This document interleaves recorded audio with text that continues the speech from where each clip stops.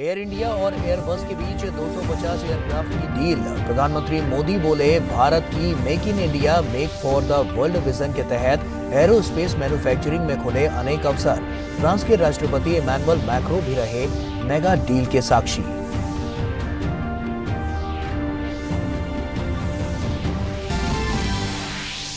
आयकर विभाग के अधिकारी बीबीसी के दिल्ली और मुंबई स्थित दफ्तरों पर कर रहे हैं सर्वे। आयकर सर्वे के बीच भाजपा ने बीबीसी को दुनिया का सबसे बकवास और भ्रष्ट कॉरपोरेशन बताया। कांग्रेस की आपत्ति पर भाजपा का पलटवार, कहा आपातकाल और प्रेस की आजादी की बात करने वालों को आईना जरूर देखना चाहिए।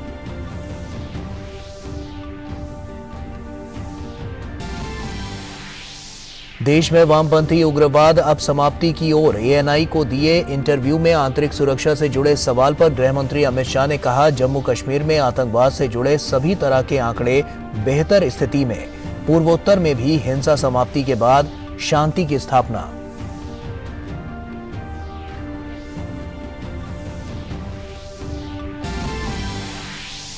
त्रिपुरा में चुनाव प्रचार समाप्त। 16 फरवरी को होगी वोटिंग। नागालैंड में बीजेपी और एनडीपीपी की संयुक्त बैठक। बीजेपी ने जारी किया पार्टी का संकल्प पत्र। मेघालय में भी चुनावी पारा चरम पर।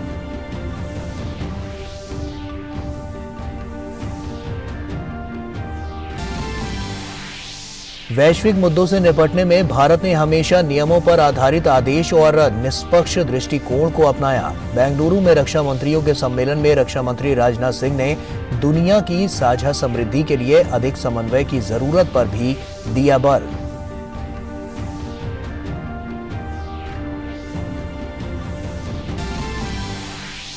लखनऊ में G20 digital economy working group की बैठक का दूसरा दिन। शेरपा अमिताभ कांत ने वैश्विक विकास को गति देने में बताई बैठक की अहम भूमिका।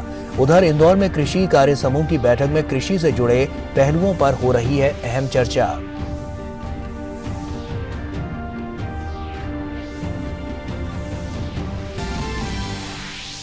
और पुलवामा आतंकी हमले की चौथी बरसी पर सीआरपीएफ ने शहीदों को दी श्रद्धांजलि। कहा, ना भूले थे ना कभी भूलेंगे। प्रधानमंत्री ने वीर नायकों को किया नमन। कहा, मजबूत और विकसित भारत बनाने के लिए प्रेरित करता है शहीदों का साहस। नमस्कार, आप देख रहे हैं डीडी न्यूज। आपके साथ मैं हूं गौरव श्रीवास्तव। तो चलिए बुलेटिन की शुरुआत करते हैं। प्रधानमंत्री नरेंद्र मोदी और फ्रांस के राष्ट्रपति इमैनुअल मैक्रों ने वीडियो कॉन्फ्रेंस के माध्यम से नई एयर इंडिया एयरबस साझेदारी के शुभारंभ में भाग लिया। मेगा डील के हिस्से के रूप में टाटा सन्स के अध्यक्ष नटराजन चंद्रशेखरन ने एयरबस से 250 विमान खरीदने की घोषणा की है। इस मेगा डील की सराहना करते हुए प्रधानमंत्री मोदी ने कहा कि निकट भविष्य में भारत विमानन क्षेत्र में दुनिया का तीसरा सबसे बड़ा बाजार बनने जा रहा है। सेक्टर भारत के विकास का अभिन्न हिस्सा है। सिविल एविएशन को मजबूत करना हमारी नेशनल इंफ्रास्ट्रक्चर स्ट्रेटेजी का एक महत्वपूर्ण पहलू है। पिछले 8 वर्षों में भारत में हवाई अड्डों की संख्या 74 से उछलकर 147 हो गई है, यानी लगभग 2 गुनी बढ़त। हमारी रीजनल कनेक्टिविटी स्कीम उड़ान के माध्यम से देश के सुदूर हिस्सों की एयर कनेक्टिविटी से जुड़ रहे हैं, जिससे लोगों के आर्थिक एवं सामाजिक विकास को बढ़ावा मिल रहा है। निकट भविष्य में भारत एविएशन सेक्टर में विश्व का तीसरा सबसे बड़ा मार्केट बनने जा रहा है। और वहीं प्रधानमंत्री नरेंद्र मोदी ने आगे कहा कि भारत के make in India make for the world vision के तहत एरोस्पेस मैन्युफैक्चरिंग में कई नए अवसर खुल रहे हैं। भारत की make in India make for the world vision के तहत एरोस्पेस मैन्युफैक्चरिंग में अनेक नए अवसर खुल रहे हैं। ग्रीनफील्ड और ब्राउनफील्ड एयरपोर्ट्स के लिए ऑटोमेटिक रूप से 100% एफडीआई का प्रावधान रखा गया है। उसी तरह ground handling services, maintenance, repair and overhaul यानी एमआरओ में भी 100% एफडीआई की अनुमति दी गई है। भारत पूरे क्षेत्र के लिए एमआरओ का हब बन सकता है। पीएम ने यह भी कहा कि चाहे हिंद प्रशांत क्षेत्र में सुरक्षा और स्थिरता का मुद्दा हो या वैश्विक खाद्य सुरक्षा और स्वास्थ्य सुरक्षा का, भारत और फ्रांस मिलकर सकारात्मक योगदान दे रहे हैं। सभी ग्लोबल एविएशन कंपनीज भारत में मौजूद है। मैं उन्हें इन अवसरों का पूरा लाभ उठाने के लिए आमंत्रित करता हूं। फ्रेंड्स, एयर इंडिया और एयरबस का समझौता भारत फ्रांस स्ट्रैटेजिक पार्टनरशिप के लिए भी एक महत्वपूर्ण उपलब्धि है। फ्रांस के राष्ट्रपति इमैनुअल मैक्रों ने कहा कि ये उपलब्धि दर्शाती है कि एयरबस और उसके सभी फ्रांसीसी सहयोगी भारत के साथ सहयोग के नए क्षेत्रों को विकसित करने के लिए पूरी तरह से समर्पित हैं। This achievement shows that Airbus and all its French partners, including Safran, are fully dedicated to develop new areas of cooperation with India, and we've achieved so much with India. I fully concur with you, Mr. Prime Minister, dear Narendra, about all the perspectives we have and about the strengths of our partnership. I just would like to add 2 quick points. The first one is that Airbus is contributing to the outstanding development of India. And the new 250 aircrafts, which will be delivered to Air India, will be one more step in this direction. There is a deep commitment in France to provide the state-of-the-art, the most efficient technologies available to India. और आइए अब सीधे शिलोंग का रुख करते हैं। आपको बता दें कि वहां पर बीजेपी अध्यक्ष जेपी नड्डा यहां पर संबोधित कर रहे हैं। सीधे सुनवाते हैं कि क्या कुछ कह रहे हैं वो। आज इंडिया का ग्रोथ रेट 6.1% है और चाइना का ग्रोथ रेट 5.2% है, यानी हम चाइना से आगे। और अमेरिका का ग्रोथ रेट 1.4% है और फ्रांस का ग्रोथ रेट 0.7% है। इसका मतलब कि दुनिया में फास्टेस्ट ग्रोइंग इकोनॉमी और कोई नहीं है, वो इंडिया है, भारत है, मोदी जी के नेतृत्व में।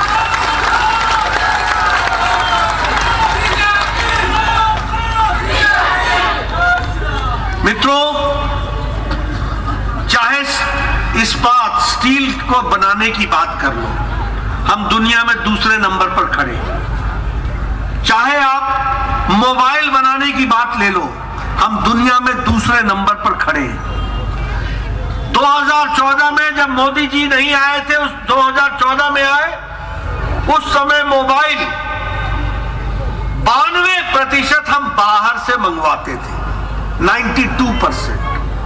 और आज आप लोगों के हाथ में जो मोबाइल है, 97% मोबाइल अब भारत में बन रहा है। ये हमको ध्यान में रखना है। ये जो स्मार्टफोन एप्पल है ना, एप्पल सुना है ना नाम आपने, इस पर भी अब मेड इन इंडिया लिखा हुआ है।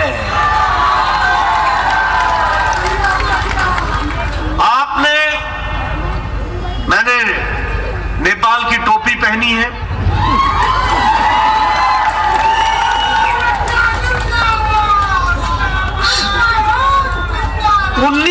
सत्तर के दशक में नेपाल में अगर कोई गाड़ी चलती थी तो उसका नाम था जापानी गाड़ी, डैटसन टोयोटा।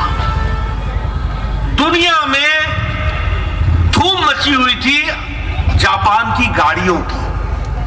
लेकिन आपको जानकर खुशी होगी कि भारत ने जापान को पछाड़कर तीसरे नंबर का ऑटोमोबाइल इंडस्ट्री भारत बन गया है। भारत में गाड़ियां बन गई।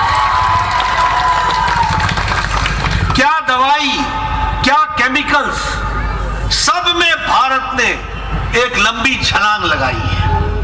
आज भारत 200 देशों को दवाई भेज रहा है और दुनिया की फार्मेसी बन गया है भारत। यह परिस्थिति आकर के खड़ी हुई है। इसलिए मित्रों, आपको यह ध्यान में रखना होगा कि ये जो आपकी उंगली है, ये जब ईवीएम में बटन दबाती है तो अगर कमल दबाती है तो भारत आगे बढ़ता है, अगर यहां आप दबाओगे तो मेघालय आगे बढ़ेगा। इस बात को भी आपको ध्यान रखना है। तो ये हम आपको सुनवा रहे थे शिलोंग से ये सीधी तस्वीरें, और साफ तौर पर जेपी नड्डा क्या कुछ कह रहे थे ये हम आपको सुनवा रहे थे। चुनावी जनसभा को वो संबोधित कर रहे थे। तमाम बड़ी और महत्वपूर्ण बातें उन्होंने यहाँ पर कही हैं। जो फैक्टर्स रहे हैं उसको लेकर उन्होंने ये चुनावी जनसभा में अपना संबोधन दिया है। भारत किस तरह से प्रगति कर रहा है उसको लेकर उन्होंने अपनी बात यहाँ पर रखी है, और किस तरह से भारत लगातार बढ़ती हुई अर्थव्यवस्था के साथ किस तरह से आगे बढ़ रहा है वो साफ तौर पर उन्होंने यहाँ पर उसका जिक्र किया है। मैन्युफैक्चरिंग को लेकर जब बात होती है, इंफ्रास्ट्रक्चर को लेकर बात होती है, और साथ ही साथ ऑटोमोबाइल के क्षेत्र में किस तरह से भारत विकास करता हुआ नजर आ रहा है, इस तरह की तमाम बातें उन्होंने अपने इस संबोधन में कही है। बहरहाल यहाँ एक छोटे से ब्रेक का वक्त हो गया है। ब्रेक के उस पर खबरें और भी है, बने रहिए डीडी न्यूज के साथ।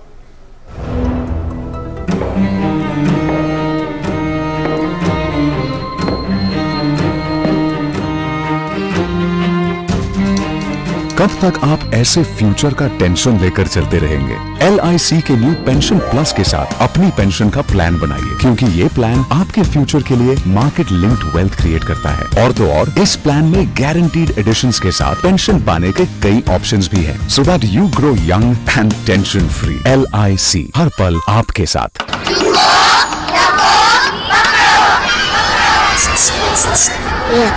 समझ गए सब? Good, very good. एक बार फिर करेंगे। भूकंप आते ही खुली जगह में जाओ, ना जा पाए तो पहले झुको, सर को ढको, किसी चीज को मजबूती से पकड़ो या किसी कोने में सर ढककर खड़े हो जाओ। आप भी भूकंप से बचना सीखिए। तैयारी में है समझदारी। आपके हित में तत्पर NDA में। हो गया इंतजाम। किसका? गुड्डी की फीस का। दिखा, 20,000 का लोन तुरंत।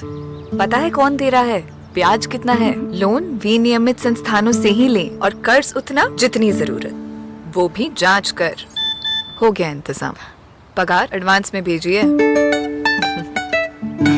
RBI कहता है, सही वित्तीय बर्ताव करे आपका बचाव। तो ब्रेक के बाद एक बार फिर से आप सभी का स्वागत है। ब्रिटिश ब्रॉडकास्टिंग कॉरपोरेशन यानी BBC के खिलाफ आयकर विभाग ने कार्रवाई की है। आयकर विभाग के अधिकारियों ने मीडिया संस्थान के राजधानी दिल्ली और मुंबई स्थित दफ्तरों पर सर्वे कर रही है। खबरों के अनुसार आयकर विभाग के अधिकारियों ने दफ्तर को सील कर दिया है। यह भी कहा जा रहा है कि सभी कर्मचारियों को घर जाने के लिए कह दिया गया है। सूत्रों के हवाले से बताया जा रहा है कि आयकर विभाग की इस कार्रवाई के बारे में मीडिया संस्थान के लंदन स्थित कार्यालय को भी जानकारी दे दी गई है। BBC और आयकर विभाग की तरफ से अभी कोई आधिकारिक बयान नहीं जारी किया गया है। BBC के कार्यालयों में इनकम टैक्स के सर्वे के बीच भाजपा ने BBC को आड़े हाथों लिया है। भाजपा प्रवक्ता गौरव भाटिया ने कहा कि BBC सबसे भ्रष्ट और बकवास संस्था है। भाजपा प्रवक्ता गौरव भाटिया ने कहा कि भारत विरोधी आतंकियों और भारत विरोधी शक्तियों के पक्ष में रिपोर्टिंग करने का आरोप उन्होंने लगाया। उन्होंने कहा कि BBC भारत में रिपोर्टिंग करती है, लेकिन भारत के संविधान को तार-तार करती है। एक आतंकवादी जो भारत की अखंडता के खिलाफ शक्ति खड़ी हो रही है, उसको BBC ने बताया करिश्माई युवा उग्रवादी है। ये करिश्माई युवा उग्रवादी, ये किस तरह की रिपोर्टिंग है? आप भारत में कार्य करना चाहते हैं और भारत के संविधान को तार-तार करते हैं, भारत की अखंडता को चोट पहुंचाने का प्रयास करते हैं। और वहीं बीबीसी पर आईटी की कार्रवाई पर कांग्रेस और अन्य विपक्षी पार्टियों के आरोपों पर गौरव भाटिया ने जवाबी हमला किया। भाटिया ने पूछा कि किस आधार पर कांग्रेस, समाजवादी पार्टी और अन्य विपक्षी दल देश विरोधी ताकतों के साथ खड़े हो जाते हैं। क्यों ऐसा होता है कि कांग्रेस का हाथ देश विरोधियों के साथ हमेशा? पहला सवाल कांग्रेस पार्टी से यह पूछना चाहिए सबको। हम पूछ रहे हैं, जनता पूछ रही है। अगर एक संस्था, कानूनी संस्था अपना कार्य कर रही है और अभी वो कार्रवाई पूरी भी नहीं हुई है, उसका निचोड़, उसका निष्कर्ष बाहर भी नहीं आया है, किस आधार पर कांग्रेस पार्टी, समाजवादी पार्टी, तमाम विपक्षी दल जो भी देश विरोधी ताकत है उसके साथ खड़े हो जाते हैं? और महाराष्ट्र के ठाणे पहुंचे केंद्रीय मंत्री अनुराग सिंह ठाकुर ने बीबीसी कार्यालय में आयकर विभाग के सर्वे पर कहा कि जहां अनियमितताएं पाई जाती हैं, वहां समय समय पर आयकर विभाग सर्वे करता है। जब यह सर्वे का काम पूरा हो जाता है, तब आयकर विभाग प्रेस नोट जारी कर जानकारी देते हैं। इनकम टैक्स विभाग समय समय पर जहां पर अनियमितताएं पाई जाती हैं वहां पर सर्वे करता है, और जब ये सर्वे का काम पूरा होता है तब वो अपना एक प्रेस नोट या प्रेस ब्रीफिंग करके जानकारी देते हैं। तो मुझे लगता है जब ये इनकम टैक्स विभाग का सर्वे पूरा होगा, वो जानकारी पूरी आपको डिटेल में दे देंगे। केंद्रीय गृह एवं सहकारिता मंत्री अमित शाह ने करनाल के हैफेड में एथेनॉल प्लांट, सांझी डेयरी समेत विभिन्न परियोजनाओं का शुभारंभ किया। इस मौके पर सभा को संबोधित करते हुए उन्होंने कहा कि आज मैं ये कह सकता हूं कि भारत सरकार के सहकारिता मंत्रालय ने अनेक क्षेत्र के अंदर नई शुरुआत की। अमित शाह ने कहा कि हमने सबसे पहले पैक्स को मजबूत करना शुरू किया, इसके साथ साथ हमने नई शुरुआत की है। लगभग 1-1.25 साल के कार्यकाल के अंदर भारत सरकार के सहकारिता मंत्रालय ने अनेक क्षेत्र के अंदर नई नई शुरुआत की। सबसे पहले हमने पैक्स को मजबूत करना शुरू किया। पैक्स की वायबिलिटी नहीं आती थी, इसलिए पैक्स के लिए एक मॉडल बायलॉज बनाने की शुरुआत की और उसको राज्यों को भेजा। ढेर सारे 20 प्रकार के कामों को पैक्स से जोड़कर हमने पैक्स को मजबूती देने का काम किया है। और वहीं करनाल में हरियाणा पुलिस एकेडमी में हरियाणा पुलिस को प्रेसिडेंट्स कलर अवार्ड प्रदान करने के बाद केंद्रीय गृह मंत्री अमित शाह ने कहा कि भारत सरकार ने अमृतकाल में नशा मुक्त भारत अभियान चलाया है, जिसे पूरा करके ही रहेंगे। हमारे देश के प्रधानमंत्री जी ने आजादी के अमृत महोत्सव के वर्ष में नशा मुक्त भारत का संकल्प हमारे सामने रखा है। भारत सरकार सभी राज्यों की पुलिसों को साथ में लेकर इस पर काम कर रही है, और मैं पूरी देश की जनता को कहना चाहता हूं कि हम नशे के खिलाफ जीरो टॉलरेंस की नीति को अपना रहे हैं, और हमने संकल्प किया है कि ये जो नशा मुक्त भारत का अभियान है वो अपने गंतव्य स्थान पर पहुंचकर ही समाप्त होगा। गृह मंत्री अमित शाह ने हरियाणा पुलिस के गौरवशाली इतिहास को याद करते हुए कहा कि हरियाणा पुलिस हर क्षेत्र में चाक चौबंद रहती है, सार्वजनिक सुरक्षा को सुनिश्चित करती है। हरियाणा पुलिस हर एक क्षेत्र में चाक चौबंद रहने का इतिहास रखती है, चाहे वो कानून और व्यवस्था की परिस्थिति को सुदृढ़ रखना हो, सार्वजनिक सुरक्षा सुनिश्चित करनी हो, नागरिकों के जीवन को सुलभ बनाना हो, या राजधानी के नजदीक होने के कारण ढेर सारे आंदोलनों से कुशलतापूर्वक मानवीय तरीके से निपटना हो। हर क्षेत्र में हरियाणा पुलिस ने अपना शौर्य, धैर्य और साहस का परिचय दिया है। मैं इस अवसर पर हरियाणा पुलिस की स्थापना से लेकर आज तक जिनने हरियाणा पुलिस में योगदान दिया वो सभी को बहुत बहुत बधाई और साधुवाद देना चाहता हूं। और वहीं अमित शाह ने कहा कि आज पीएम नरेंद्र मोदी के नेतृत्व में देश की आंतरिक सुरक्षा मजबूत हुई है। उन्होंने कहा कि केंद्र सरकार ने जम्मू कश्मीर और पूर्वोत्तर के आतंकवाद सहित वामपंथी आतंक पर भी बड़ा नियंत्रण हासिल किया है। प्रधानमंत्री जी के नेतृत्व में भारत सरकार का गृह विभाग 2014 से कई आंतरिक सुरक्षा की चुनौतियों को बहुत अच्छे तरीके से निपट रहा है। जम्मू कश्मीर, पूर्वोत्तर, वामपंथी उग्रवाद, ये तीनों ऐसे नासूर थे जिसका दंश हमारे देश ने कई दशकों से झेला है। आज मैं बड़े संतोष के साथ कह सकता हूं, धारा 370 हटने के बाद जम्मू कश्मीर के अंदर आतंकवादी घटनाओं में भारी कमी देखी गई है और रिकॉर्ड यात्री देश भर से या टूरिज्म के लिए जम्मू कश्मीर जाते हैं। ये बड़ा संतोष का विषय है। हम कह सकते हैं कि जम्मू कश्मीर में आतंकवाद पर नकेल कसने में हमारी सरकार ने, भारत सरकार ने बहुत बड़ी सफलता अर्जित की है। गृह मंत्री अमित शाह ने आज एएनआई को अगरतला में एक इंटरव्यू दिया। करीब 50 मिनट की बातचीत में उन्होंने देश की आंतरिक सुरक्षा, उत्तर पूर्व के चुनाव, 2024 के लोकसभा चुनाव, अडानी से जुड़े मसले समेत तमाम मसलों पर खुलकर बातचीत की।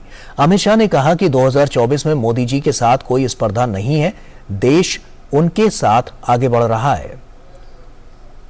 24 में कहीं कोई स्पर्धा नहीं है, देश एक तरफा मोदी जी के साथ आगे बढ़ रहा है। देश का विकास, सुरक्षित देश से अर्थतंत्र को विश्व में सबसे तेज गति से बढ़ने वाला अर्थतंत्र बनाना, भारत का गौरव समग्र विश्व के अंदर पहुंचाने का प्रयास और सफलतापूर्वक इसकी स्वीकृति आई है और देश के 60 करोड़ गरीब लोगों के जीवन स्तर को उठाने का 8 साल के अल्पकाल के अंदर जो प्रयास किया और हम उठाने में सफल भी हुए हैं। उद्योगपति गौतम अडानी से जुड़े मुद्दे पर अमित शाह ने कहा कि इसमें भाजपा के लिए कुछ छुपाने के लिए नहीं है और ना ही किसी बात से डरने की जरूरत है। इसके अलावा सुप्रीम कोर्ट ने संज्ञान ले लिया है। सुप्रीम कोर्ट ने केस का संज्ञान लिया है।